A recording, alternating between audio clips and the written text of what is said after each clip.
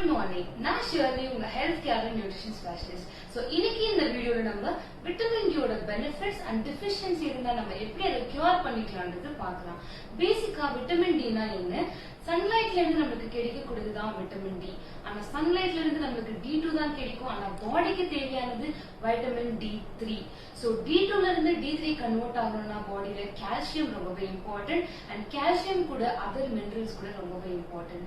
So இந்த calcium and minerals இல்லைன்னா கூட பாடியில டெஃபிஷியன்சி வரக்கூடிய பாசிபிலிட்டி அதிகமாவே இருக்கு. சோ விட்டமின் டி பாடியில எங்கெல்லாம் யூஸ்ஃபுல்லா இருக்கும்?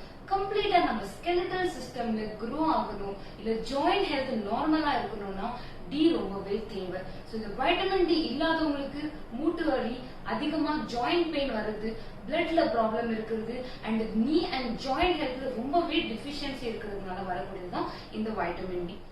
நம்ம இம்யூனிட்டி அப்படின்னா நம்ம பாடியில இருக்கக்கூடிய நோய் எதிர்ப்பு சக்தியை அதிகப்படுத்துறதுக்கு, ஹேர் ஃபாலுக்கு, நம்ம ஸ்கின்னுக்கு, நம்ம பிளட் சர்க்குலேஷனுக்கு டெஃபிஷியன்சி இருந்தா நம்ம சரி பண்ணிக்கிறதுக்கு கியூர் என்ன.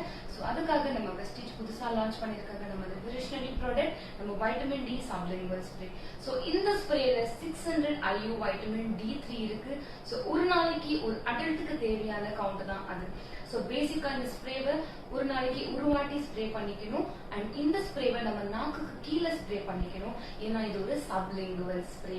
சோ இது நம்ம எல்லாருமே யூஸ் பண்ணிக்கலாம். நம்ம ஜாயிண்ட் ஹெல்த்தை கியூர் பண்ணிக்கலாம் அண்ட் பிளட் சர்க்குலேஷனை இம்ப்ரூவ் பண்ணிக்கலாம். கால கையில வீக்கம் இருந்தா கூட நம்ம அதை சரி பண்ணிக்கலாம். So thank you so much and wish you well.